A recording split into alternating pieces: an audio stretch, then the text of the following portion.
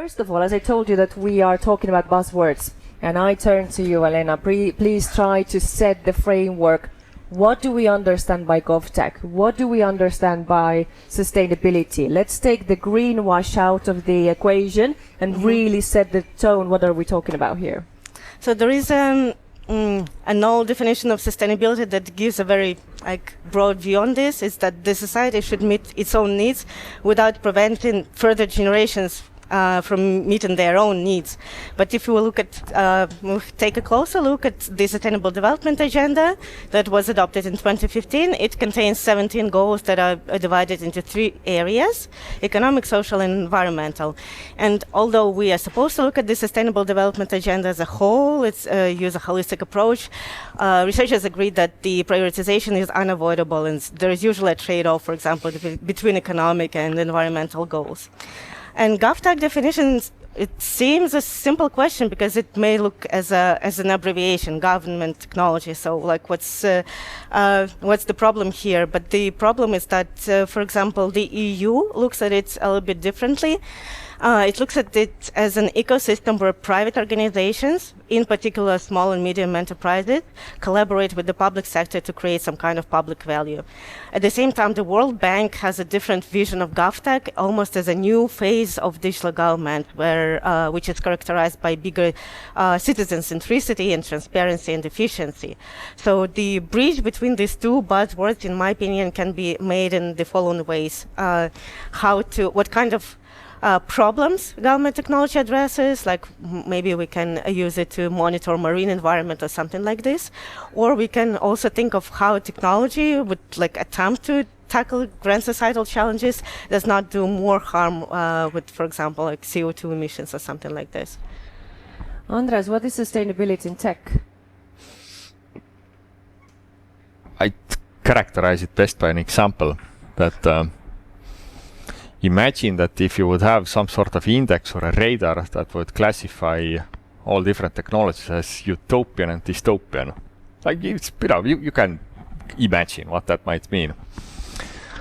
And then would try to plot some of the technologies on this like hypothetical scale.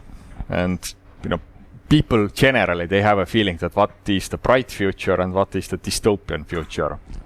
Pretty much like, utopian, you may imagine something green, nature, democracy, these sort of things, and dystopian, let's say, mega corporations, some sort of wasteful energy usage, these sort of things. And now if you would think that what are the, let's say, some of the prime examples on that hypothetical scale, where would, for example, cryptocurrencies be? Anybody? Cryptocurrencies, Bitcoin, for example, uses more energy than the whole of Netherlands. So simply for the fact, like cryptocurrencies exist, simply for the fact that people, certain segment of the people do not trust institutions and never will. And the cost of that distrust is that energy consumption, on the scale of entire countries. This is the cost of that distrust of that technology. And this is considered the most dystopian technology out there at this point. And now understanding technologies on that scale, that what is the macro effect on the humankind and long-term goals, I think this is what is behind understanding the sustainability on technologies. And that, at least in my head, these type of examples, they explain it the best. Great that you opened this door. I'm going to follow up with you later on when we will talk about the balance between the tech development, our sustainability. We all want to preserve nature and nice living environment, but we also want amazing tech like Estonian e-government. Alena, I'm just going to jump back to you before going to Ivo. You are also compiling a database in your current work about the different GovTech solutions. Describe very briefly about what are the characteristics. So my idea is that the problem that GovTech ecosystem is actually facing is that the sales tend to be very local, and I'm trying to be database of all GovTech solutions that would give an understanding of like what solutions actually exist in the world. I want to split them by not only by SDGs but also by like different domains like agriculture or like something like this. I also want to split them by countries. I also want to track where these solutions have been solved, if it's possible, through open sources, because I think in the next couple of days in June there will be a report on GovTech situation in the EU. One of the results will be that we do not tend to import solutions. We tend to use the solutions are very locally. At the same time, this problem of knowing what is out there exists, and it's not only a sustainability issue, it's overall well-being of society issue.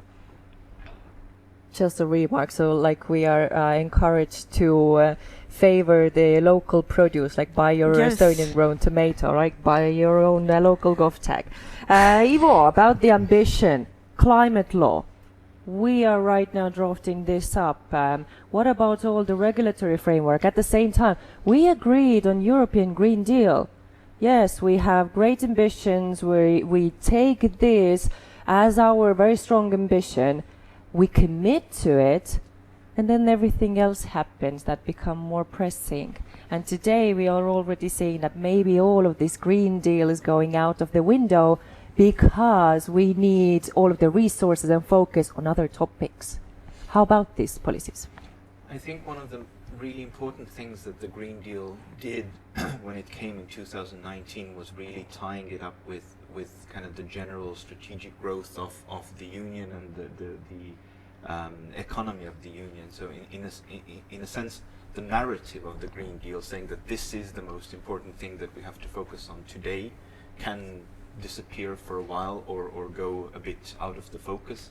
But the things that the Green Deal changed within the structure of the way that the European economy works and develops, these things are in many cases done. I mean, as an environmental researcher, I can't say that all of it's been done and all of the steps that we need to take are done. But in many cases, for example, with the climate ambition, we are on the correct path. And for the next 5 years, for the next commission, I think a lot of the challenges will come from actually applying a lot of this ambition at a country level, at a company level, at an individual level.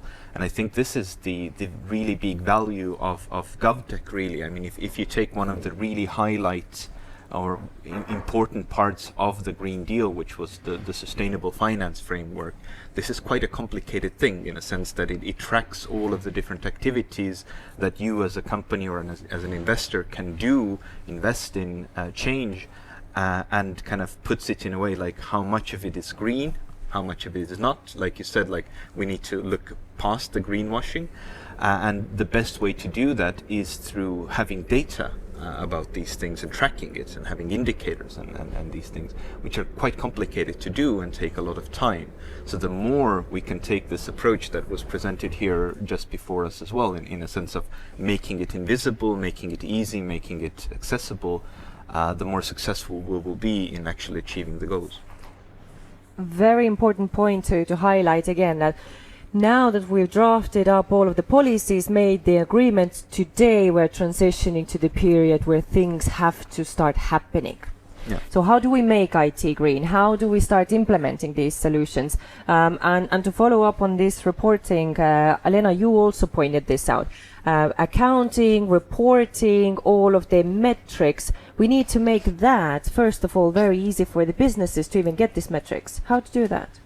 Well, there are solutions for that, but you'll have to pay for them most probably. So what I wanted to say that this right now is the accounting reporting affects primarily big companies like Nortal. They already report, but it will affect almost every company very soon, because the companies will be supposed to report across the value chain. So they will have to ask their suppliers how they comply with what kind of sustainability activities they do. So this is going to be accounting and reporting is going to be a big thing in the next couple of years.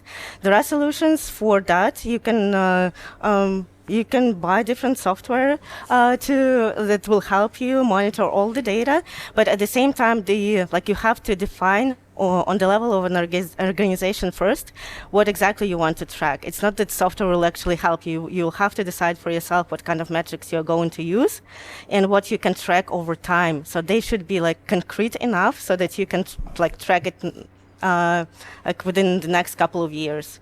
And there's also the requirements coming with the that these sustainability reports are going to be like there will be assurance requirements. So you'll have to hire an accounting company that an auditing company that will say that okay, your sustainability report is like good enough.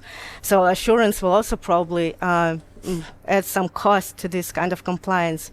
So this is something that we need to think right now because this is coming in like in the next couple of years, definitely for almost every company. If you allow me a short remark in between, you mentioned that we have to make it simple in order to make it work. We don't really. I mean, the challenge is big enough that we have agreed as a union that we have to regulate it to make it work. But making it simple and making it accessible and cheaper and easier is a huge potential that either governments or private businesses can get a lot out of. I want to again alert the audience because I'm turning to you next, but before I'm turning to Andres, you are participating in global tender offers with the governments, different governments. How easy it is for you to apply these sustainability standards, these sort of regulations or demands that are now including into the Estonian government procurement documents. So you have to comply if you want to be competitive. And are you sustainable because the regulation says so, or because of your clients want sustainable solutions? It really varies on jurisdictions. But what we have seen during the past, I would say 5 years, or roughly so, is that in public procurement, there's many countries, especially in Europe, where the green agenda or sustainability goals are factored into the public procurement itself. It started as super soft, meaning that simply describe, for example, there is a subjective evaluation of public tenders where there is simply a question that describe your sustainability agenda in part of this program or whatever. Started like this. But now increasingly it gets more sophisticated, something that, it's not simply that, open-ended questions, but something much more sophisticated. Especially you can see that in the UK, some parts of the Germany. To be honest, I've never seen that yet in Estonia. But overall, this is something that is, let's say, it's coming. It's a completely different question is that what effect does it achieve? There's been lots of debates on this sort of part, and I think that generally, if you ask generally the customers that why this is there, or you're procuring and I don't know, there is one example in the defense industry, somebody's procuring some sort of software for actual military exercises, and there is suddenly in there is a question about sustainability, which kind of just in the beginning feels odd, honestly. But and if you ask customers themselves, they're often completely clueless, because this is coming from some other ministry that forces it in there. But the real point behind it is that sustainability is something that is so incredibly long term that it's not in the human nature to think about so long-term goals. It's not. From the private entrepreneur side, you think about short-term goals, next quarterly profit report, basically. So, or from the government side, this is just, it's my specific program. I don't care about, how this happens to but the point of all of this is to, if you want to make a, long-term 100-year macro scale change, you need to, consider this as any other global big societal change, exactly like, for example, I don't know, integration of different ethics in the United States, or currently all other like really big topics. It needs to be constantly all over the place. This is how people will start figuring out those answers themselves, and this is why it's being forced into everything, simply to make build up awareness, and people will start later on figuring out themselves that, let's say, how to actually apply something more sustainable in part of everything. Even if, let's be honest, it doesn't make sense everywhere and feels super odd, but there is a wider reason behind it to change the human behavior. So maybe it started from I'm not attaching any photos in the footer part of my emails, and now it's something more sophisticated and actually meaningful. Open mic. Any questions? Because if not, I have tons. Yeah.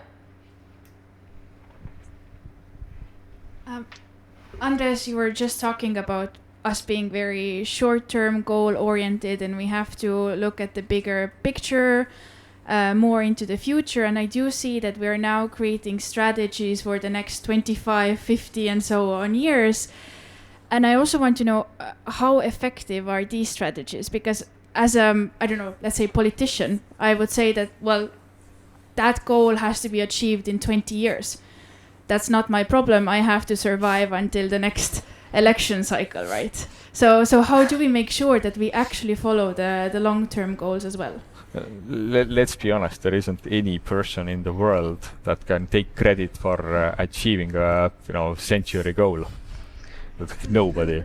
But that doesn't mean that we shouldn't set those goals. That if the global goal is that we need to decrease the global average temperature by whatever it is, by the year that, or it's literally apocalypse, then that doesn't mean that we shouldn't set that as a goal. We have to.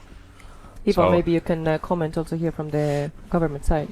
Yeah, I mean, in a sense, we don't set a 30-year goal just as a blanket statement, like, well, we'll be there. I mean, for every one of these long-term goals, like climate neutrality by 2050, we have midterm steps.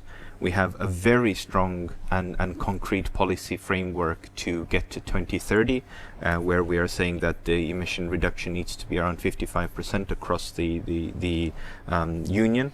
We are then kind of going into the different member states and saying that, okay, to achieve these goals, you have to do these things. This is legislated. This is a demand that every politician has to think about if they're making their decisions, because otherwise they will be either ostracized, there will be either financial issues that come with it, etc.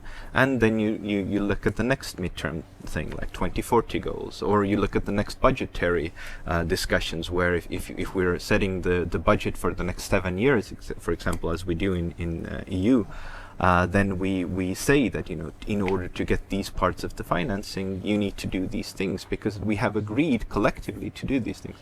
I can't say, I mean, always everything can be changed, and if we get a very strong different, either a different European Parliament or even different governments in each of the big member states, things can change, but it's also, I mean, in a sense of looking at it from a corporation or a company perspective, you want certainty. At one point you are making sustainable investments for the future, and you don't want governments with populist ideas messing that up. But we see, sorry. But I guess that's what I'm seeing. There's more and more populism, right? And people actually maybe don't care as much about the environmental goals. There are people who are gluing themselves to the pavement, right? And then there are people saying that this green thing, it's a conspiracy, right? So politicians also look at people who are electing them, and if they see that actually people that are voting for me don't care about sustainability, then I'm also not going to care about this. And what if we have a very critical mass of Trumps in different governments who simply will say no deal because America is going to be great again? But one problem I think that all democracies are having is that you start to optimize your national strategy towards the, let's say, the real minority voice, then you don't get anything done. So, I mean, there is a certain percentage of the world that, believes that Earth is flat, and there always will be. And, quadrillion different examples as well. But that doesn't mean that we need to, make our policies for flat earthers. That doesn't mean that. So it's like, comes down to the everyday politics that, let's say, if you start making policies on very big topics, trying to optimize the 0.3% of the population, that if 0.3% of the population is the major swing vote on some sort of, let's say, climate or some other really big topics, then, I mean, that's simply stupid politics. The good part is that we really don't see it too much. I mean, yes, there are populistic waves, but to be honest, I mean, let's say very, very big topics are, thank God, not that much affected by this, let's say, super minority voice. There was an article, I think, either yesterday evening or this morning in Politico that or that Europe will have its Trump moment now with the European parliamentary elections. And there is a question about what that actually means and how Europe will react to that, because I think Europe is much more scared of these populist figures than perhaps the US or even the UK, based on our history. But that's a bit of a different topic. I think bringing it back to the GovTech kind of aspect, I think a lot of the solutions that GovTech can bring also brings these very difficult long-term big issues back to kind of a more personal level, and that's very important to do, because that's how you have the support. I mean, I think in essence, let's take a very dramatic example, a large policy stating that we don't want children dying to get cheaper products. I think everyone can agree with that. However, if we don't really track it, if we don't look at it, if we don't care about it, if we don't discuss the issues around that, most people will just say, but I want the cheaper product. They don't understand the link between children dying and a cheaper product. So that link has to be made quite clear and has to be communicated. So these solutions that bring big complicated issues to a more local specific level and addresses these concerns about complexity, financial risks, etc., are needed in order to keep this momentum going. The environmental problems, the other sustainability goals aren't going away. People are still poor, people are still dying from diseases they shouldn't be, and the environment is still very much in a very bad place. I mean, 5 years down the line, we will see another huge, wave of floods, forest fires, high temperatures, and we need to find politicians who will deal with that as well. And I really like that you came to raising awareness. That is a part of it. And Alena, you are also working with educating the next generation government leaders, e-gov developers, smart buyers. How do we tackle that? How do we prepare them? What should they even look for when they go to procurements? Well, this is something I'm trying to research right now. We have looked at two cohorts of our recent master students, and last year I saw a lot of interest in climate action, in reduced inequalities, this kind of sustainable development goals. And this year students voted for the economic block of SDGs as like top priority that we should teach them. And this is like what I'm conducting interviews with our teaching personnel right now, how we should tackle this situation, because it looks like on the political level there is a call for educating on climate action more. And at the same time, the students that come to our program have like very limited interest in that. So how do we, shall we push this environmental agenda or not? This is something that I'm scheduled to research this June. So if you have an opinion how to how to make this idea more sexy, but also maybe it also depends on the maturity of the society that we're talking about, the development of GovTech or Clean Tech or Green Tech, whatever this is. And I'm addressing the different eras of the digital government development era, and well, directly pointing to you, Andres, so you're very familiar with this mapping. Do you see any context or any connections between oh, we're such a mature digital society, so now we are in this conveniency point of procuring green technologies because we have the basis. Or you see, for example, that when we see the emerging digital societies in Africa, that they are starting from point zero and moving very quickly up the digitalization ladder, that they are using already by default sustainable solutions to create their first era of digitalization. Not really. It's a bit more complex. I think ties into maybe the follow-up question can be to Ivo, that we just a few days ago saw a report that Estonia is ranked as the most sustainable country in the world. Ivo can talk more about that, I guess. But what I really liked about this is that the incredible green impact of Estonia has been the entire digitalization story. That basically we're the most paper-free country in the world. People don't realize it that much. And while, let's be honest, digitalization is it's going everywhere. The question is how. Are you actually getting rid of the papers? Are you actually reducing the cost of energy consumption? That's the key question. Again, coming to this utopian, dystopian kind of type of thinking. Digitalization can mean anything. The question is that what's the outcome of it? So are you actually achieving some sort of longer-term goals, meaning that saving the time of the time equals energy in the end one way or another, and are you actually reducing the material use of paper, fuel, and so forth and so forth. This is something where we have been incredible, simply incredible. No other country in the world, I believe, has achieved anything even similar. We're talking about very specific examples. For example, that we have the only digital justice system in the world, meaning that we have been able to convince lawyers to get rid of papers. Imagine that. So literally, I mean, this is crazy. I mean, the endless amount of paper. In the Western world, you have sometimes you have standards that you have, there's written into laws and regulations that yes, you have to have a paper receipt in a cashier desk. We don't. Well, again, one of the first, South Korea was there as well, but no, we will not give it. Screw you, MasterCard and Visa, change your laws or standards.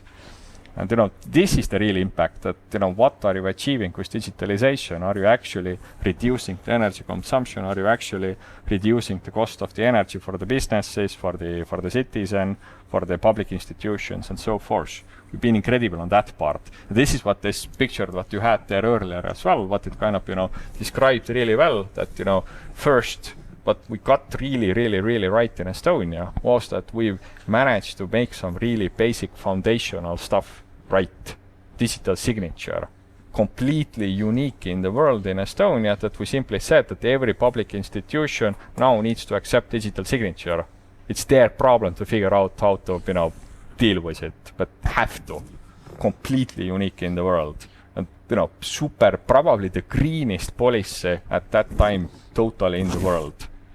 And overall, is considered that digitalization with us, having there is a common saying in Estonia, not saying calculation, that, digitalization impact in Estonia minimum has had a net positive impact of 2% of GDP, meaning pays for our NATO cost, in essence. Pays for our independence, pays for our defense cost.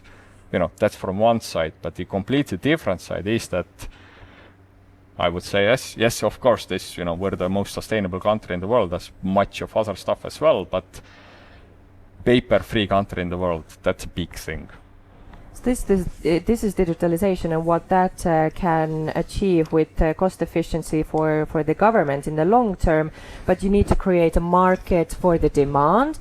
You need to actually create a good competition to achieve the offering of these solutions. And this is where it ties back a little bit what was the very first question about the different interpretations of GovTech. So yes, there is a huge kind of this directly ties back into this. So OECD and World Bank indeed are defining GovTech in a way that it's an emerging new type of effective, efficient solutions that don't have earlier counterparts and that are outdating legacy business models and so forth. So this directly comes over actually from the innovation in what we have seen in the financial services industry. Fintech.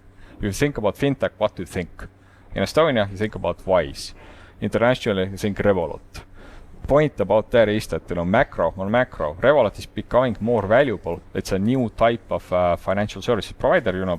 Maybe some of you have a Revolut card in your pocket.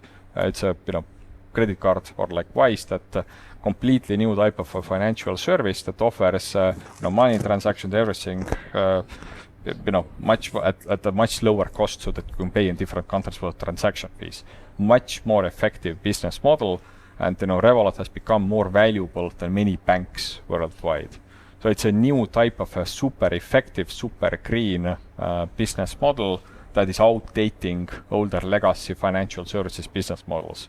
So this is actually directly goes also to the same mentality what is GovTech. It's a new thinking, it's a new paradigm. And yes, of course, you have emerging new entire ecosystem on a market that are offering this type of solutions, and also governments are trying to figure out that how that whole new ecosystem will work together. So it's both answers. It's not different, but it's kind of both are right. They're complementing. This is a big competition to the old, slow, traditional processes. Ivo, you said, but I don't trust the private company. So we need these regulations to, also in fintech, in whatever clean tech, we need to regulate them so that they can offer this efficiency and added value. Of course, I mean, we are discussing in essence about the benefits of the free market, but we haven't had a free market for a very long time anywhere in the world, in a sense that we have decided that some things like, for example, anti-monopoly laws and these things are important to allow for fair competition, allow for, labor rights, and some of these things are important for actually, actual environmental benefits as well. I think the examples that you brought are very, very important and very, very valuable, in the sense that the new technologies and options in terms of doing things in a more efficient way can be definitely much greener, but they have to come with this idea that, reducing energy consumption on the way, promoting circular concepts within the building of all of the infrastructure, and allowing for, green electricity use within these cases. A lot of these things are important to achieve these goals, and that's why, you have them in the procurements, and you say that we are putting them into the procurements so that companies have an idea of what's coming, what is important for the governments, and then they know how to invest. So I think these things make quite a lot of sense. I liked you were asking in essence about can we leapfrog in terms of the sustainability side as well, like we did with the IT in Estonia, or we're in the room called Tiger, with the Tiger's Leap and everything. It's very interesting now to go back and look at the news broadcasts and discussions in 1996. There is Sten Damgivi, one of the Estonia's IT gurus, has on his YouTube channel a debate from 1996 about the Tiger's Leap, where the messages are exactly the same as today. We're talking about green or other sustainability topics, saying that we are not ready, it will be very costly, who is even who will be able to do it. One of the principals saying that my school doesn't even have room for all these computers, and I want this will kind of give away the school, I guess, but I want children to read Molière from the book, not from the screen. So a lot of these things that we discuss as challenges are more rather, or impossibilities are rather more things to figure out, and GovTech can be really part of the solution. I'm always trying to come back to the title, I'm sorry. And today this is reality, right? We have computers. That did not change. Open mic before we wrap up.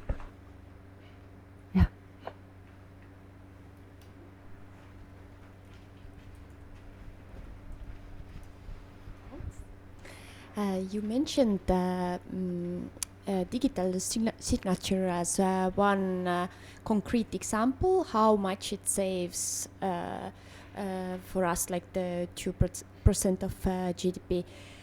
Is there some other concrete examples that you can give which are very good to bring as example from sustainable GovTech? Oh yeah, book your next hour. Yeah. Now I will speak longer. Exactly. Okay. And just a recap. Very quickly. Recap from the index that yesterday started to circulate in different social media. So there are 58 different performance indicators, right? And big categories. So there was a whole wheel in mapping in the different themes. We can also send you with these materials. And finally, what are the 3 categories? This is the climate change performance, this is the environmental health, and the ecosystem vitality. So these are the 3 big, let's say, themes under which is each of these categories or each of these indicators fall. But also back to you. Like other examples, what are the, let's say, big let's say significant signature moments in Estonia? I would definitely say that or let's say has the most significant efficiency gain for the entrepreneurs, for the economy or so. One is our tax system. So in the majority of the Western world, paying taxes is something that is incredibly costly for the taxpayer. You need to have, in majority of the countries in the world, you need to hire a certified auditor. You need to pay a lot of money for that, like from the Ernst & Young or somewhere, or anybody else. You need to pay money in order to fill out the tax declaration. You need to do that. So, and that's majority of the countries in the world. So also US, UK, Germany, everywhere like this. Here, what it is, that it's pre-filled, at best you click one button, basically, that's it. So what that does, the macro effect of this is that this skyrocketed at one point our ease of doing business ranking in World Bank. That significantly contributed to creating, let's say, very healthy SME environment in Estonian country. So very specific policy, that simplification, and let's not have a regulatory complexity. Let's make a super simple system. Let's create digital tools that let's say you can utilize it for it, and we have simplified an entire market. Deloitte and KPMG, Big Four, they don't have this auditory business basically like in the Western world here in Estonia. That's a significant effect to our positive entrepreneurship environment here in Estonia. Prime example, in my opinion. I think that we're all thinking in the same direction, because that was more or less my closing, or for example, establishing a company. The world record in Estonia by Estonian new resident is a bit over 15 minutes. Straight to business, as Carmen told you. You have a great idea, be an entrepreneur, complete freedom, you do you, government steps out. Yeah. So just to wrap up, because we are the final of the panel is standing between you and lunch. So each of you would like to visualize, if you have any metrics, data to back it up, great.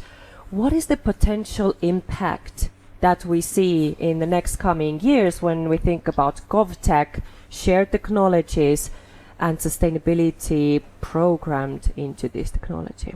So the number that comes to my mind is that a couple of years ago it was calculated that 79% of sustainable development targets are going to be positively impacted by AI. So it's not necessarily AI in GovTech, but AI is going to be a big thing. And I think that since the research is a little bit old already, there may be a need to recalculate it.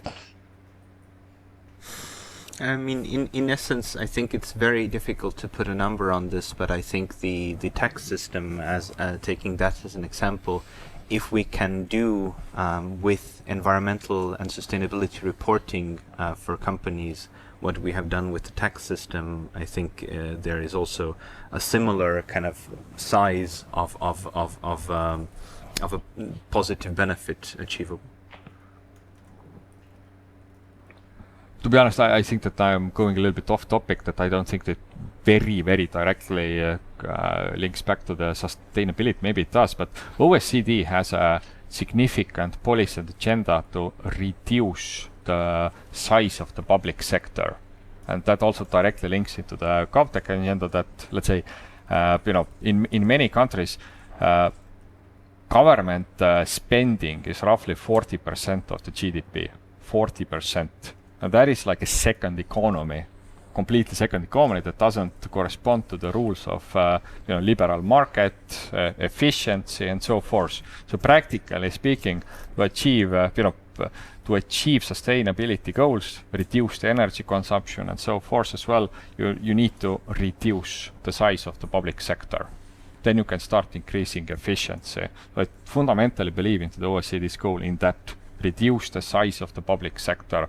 If it's currently on average 40% of the GDP or something like that, could it be 30%? Absolutely it could. Absolutely it could. So, and that creates a free market, creates competition, creates efficiency. And I believe that that will lead into a much significantly better also sustainability environment. And the Estonian government is going aligned with this goal and this ambition inside the Ministry of Economic Affairs and Communications. The real-time economy framework seeks to reduce 90% of corporate reporting to the state. 90% we see that we can create a more efficient system. That is a huge improvement. And I have no doubt that we're going to achieve that as well. Thank you, Alena. Thank you, Ivo. Thank you, Andres, for this very insightful conversation. We touched on topics and sides that is not rarely discussed. We don't have a lot of insight into such a novel topic. So thank you so much for sharing your expertise. So now it is the time for lunch, and I really invite you to extend these conversations into the other room. We're going from Tiger to Kratt, and there you will have something for your belly, and also, I hope, continuing something to have for your brains. Thank you, Erika.